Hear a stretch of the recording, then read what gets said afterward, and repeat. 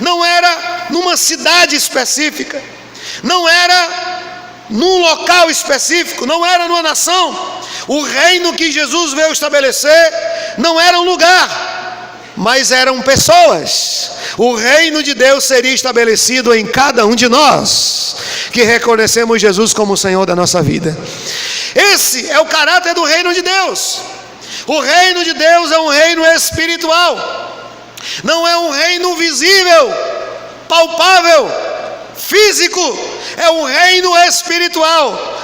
Todas aquelas pessoas que reconhecem Jesus como Senhor fazem parte desse reino e são súditos do reino de Deus.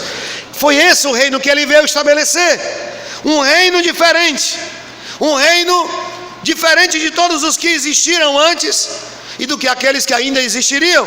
Era o reino espiritual. A igreja, obviamente, ela não é o reino de Deus, mas a igreja, ela é agente do reino de Deus. A igreja faz parte do reino de Deus.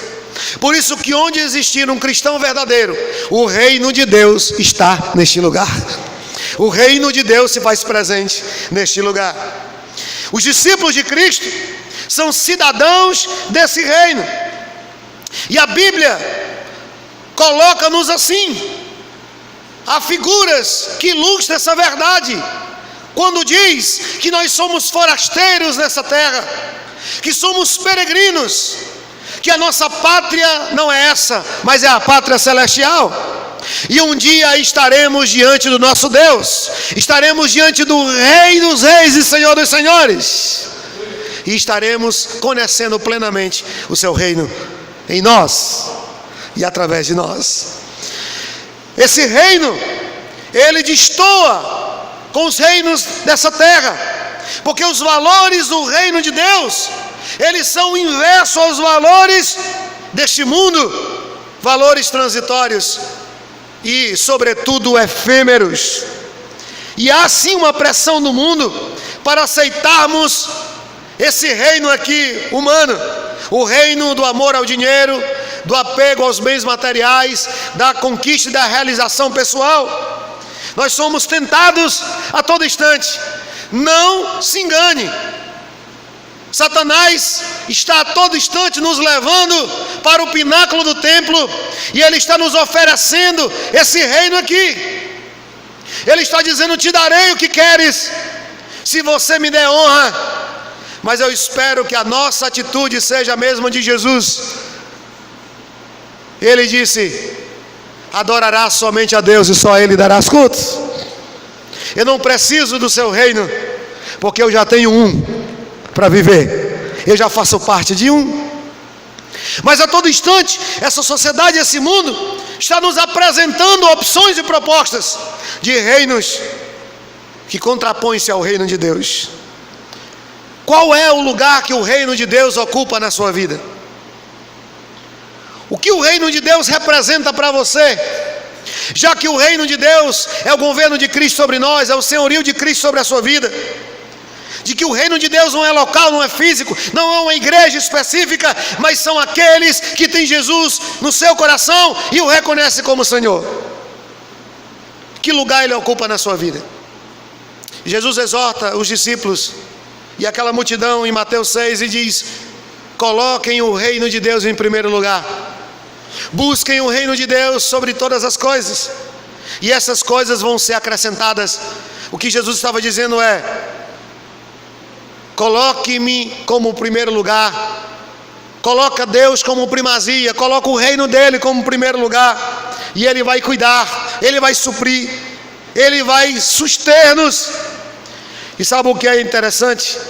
É que priorizar o reino de Deus é o melhor remédio para a ansiedade, irmãos.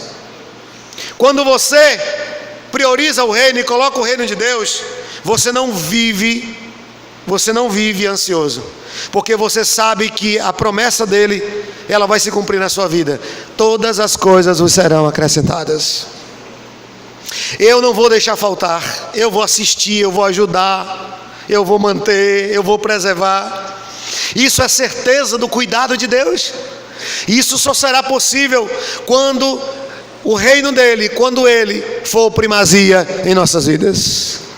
Eu fico triste ao perceber, não só aqui na nossa igreja, mas é uma realidade do evangelicalismo no mundo, ao perceber que os crentes de hoje estão vivendo para o aqui e o agora, amam esse mundo e as coisas desse mundo, e não teriam nenhuma crise de consciência de fazer uma troca entre as coisas aqui e as coisas do céu, porque estão tão apegados, estão tão ligados às coisas desse mundo aqui, que o coração deles está aqui e não está em Jesus.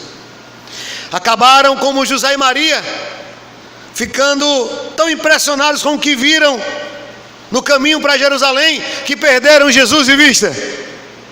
Era tão encantador aquilo que viram, que perderam Jesus e passaram 3 dias procurando Jesus em Jerusalém. O mundo a todo instante está nos apresentando esse tipo de coisa. Nós precisamos entender que a nossa maior riqueza está em Deus, e que se nós colocarmos Ele como primazia em nossa vida, Ele certamente não nos falhará, não nos faltará. O Senhor é o meu pastor e de nada terei falta. Ele não me faltará. É uma certeza, é uma promessa. E precisamos descansar e nos lançarmos nessa certeza. Pensar nas coisas do céu, como Paulo declara: mas o que para mim era lucro, isso considerei perda por causa de Cristo. Sim, deveras considero tudo como perda, por causa da sublimidade do conhecimento de Cristo Jesus, meu Senhor, por amor do qual perdi todas as coisas e a considero como refúgio para ganhar a Cristo. Meus irmãos, a minha esperança é que nós vivamos assim, que nós vivamos esse evangelho de forma tão intensa, a ponto de abrir mão do que for por Jesus. O segundo verso que eu chamo sua atenção, que responde a essa pergunta, quais as implicações de declarar somente a Deus a glória, está no verso 8. E os 4 seres viventes não têm descanso, nem de dia, nem de noite, proclamando: Santo, Santo, Santo é o Senhor Deus, o Todo-Poderoso, aquele que era, aquele que é e aquele que há de vir. Segundo lugar, segunda implicação de declarar somente a Deus a glória é viver para a glória de Deus. É interessante o que o Catecismo de Genebra diz sobre isso. Ele diz assim: Deus nos criou e nos colocou na terra para ser glorificado em nós. O princípio aqui da vida é a glória de Deus. O princípio é viver para a glória de Deus. O que o catecismo está dizendo é que fomos criados para glorificar a Deus. E contrariando Sartre, que diz que a existência precede a essência, nós acreditamos o contrário. Nós acreditamos que Deus nos criou para um propósito e um objetivo, que não somos frutos nem obra do acaso, mas que Deus nos criou com um propósito, mas que Deus nos criou com um objetivo. E qual é o propósito de Deus? Qual foi o propósito de Deus? O propósito foi e o propósito é que nós vivamos para a sua glória, que nós vivamos para glorificá-lo. Mas o que é viver para a glória de Deus, irmãos? O que significa viver para a glória de Deus? Eu queria dizer o que não é viver para a glória de Deus, o que é não glorificar a Deus. Viver para a glória de Deus não é dar glória a Deus e aleluia no culto, não que isso seja proibido, tá bom? Mas viver para a glória de Deus não é isso.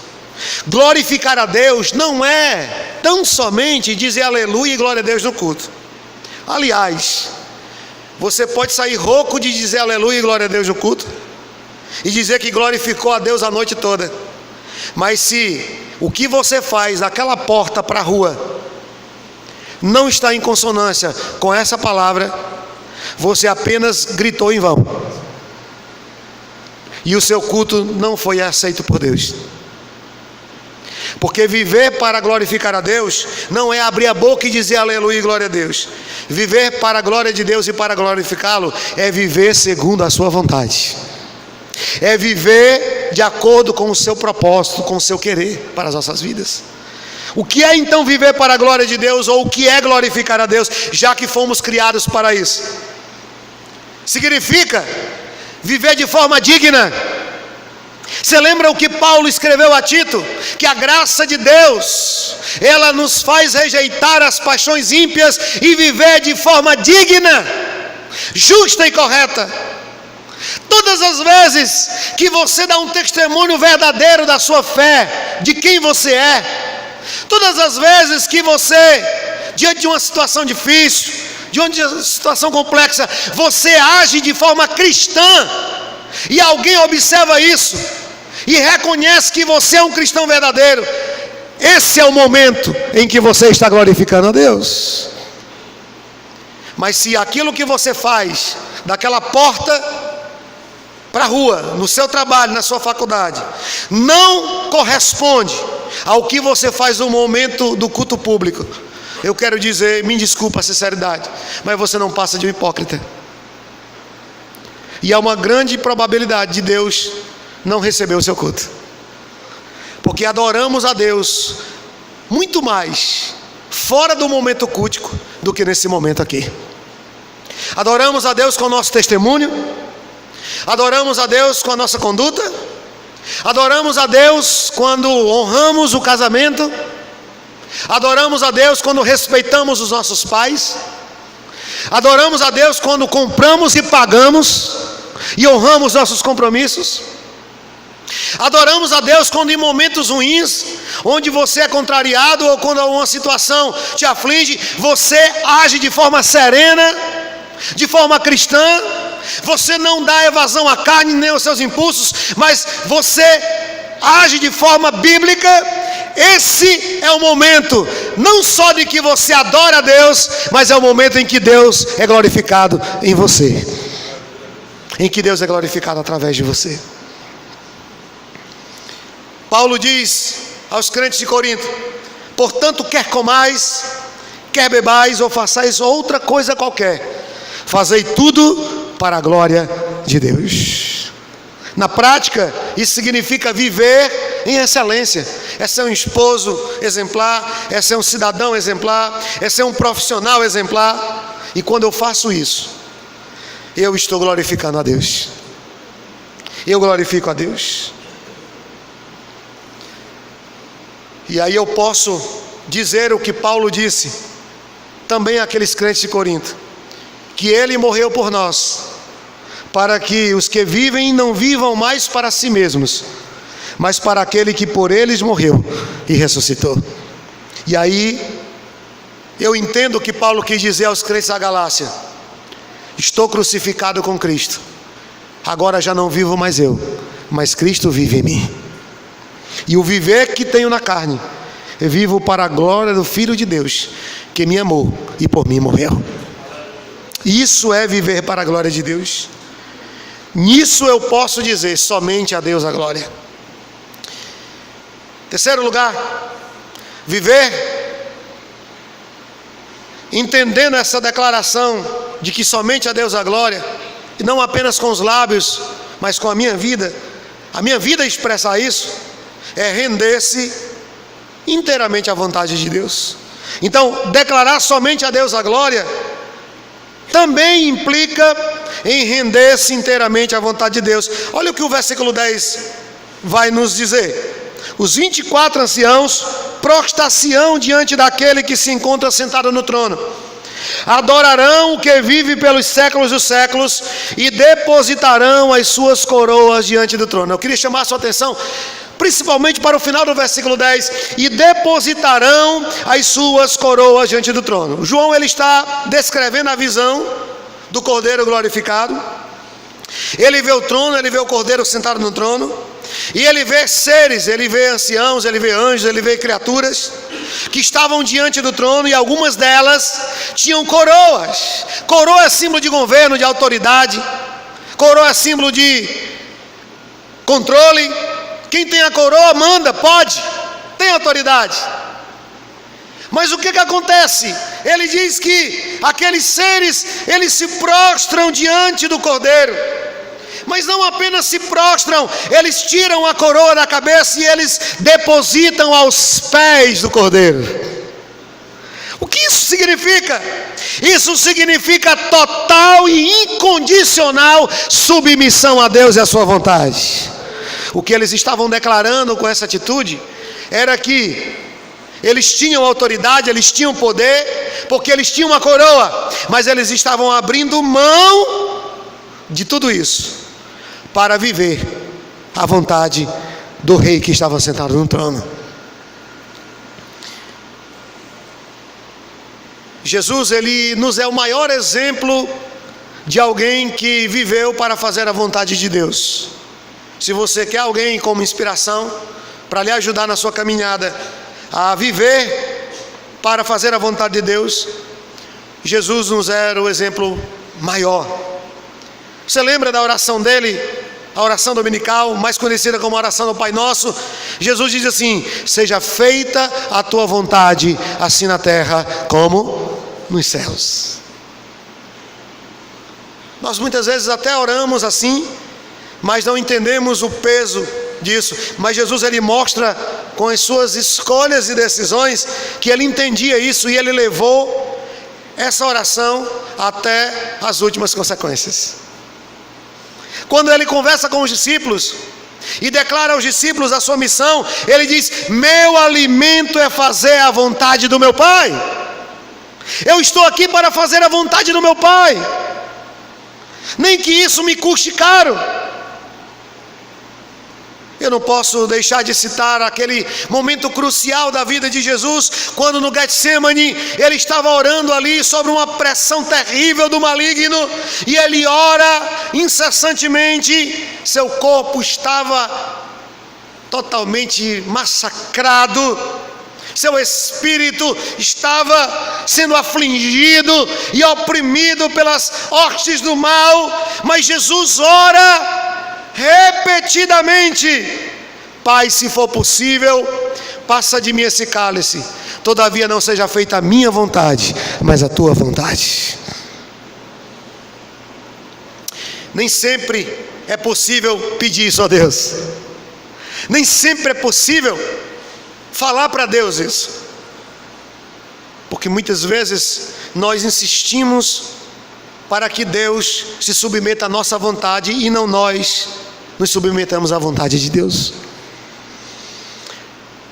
Diante de toda essa realidade vivida por Jesus, nós podemos entender o que Paulo diz. E quando Paulo, ele escrevendo na igreja de Filipos, ele exorta aqueles crentes a viverem de forma humilde, e ele invoca o exemplo de Jesus.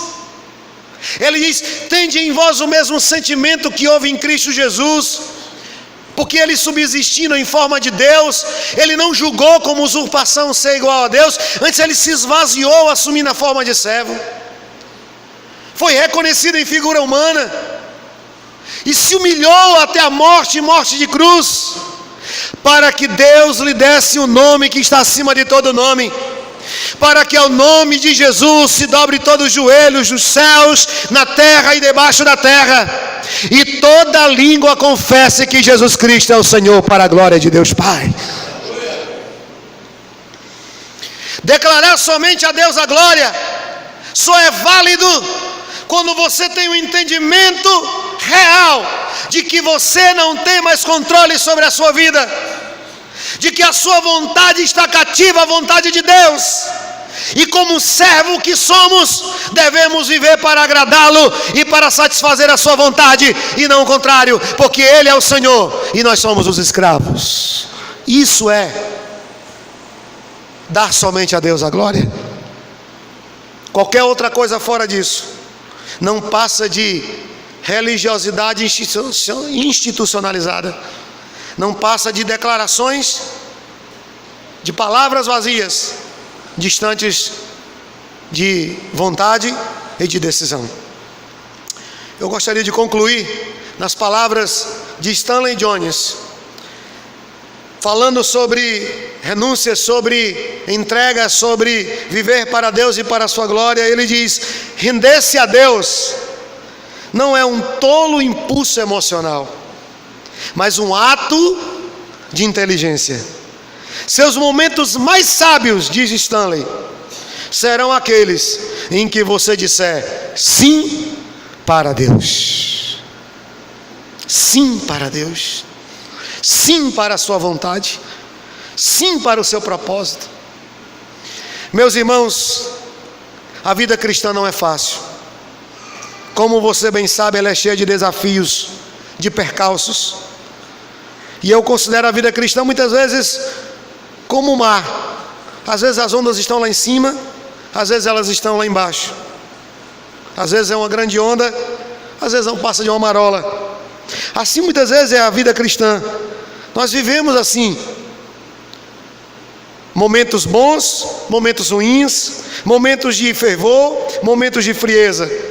Mas uma coisa jamais podemos nos esquecer: é que Deus deve ser glorificado em todo momento e em toda situação em nossa vida.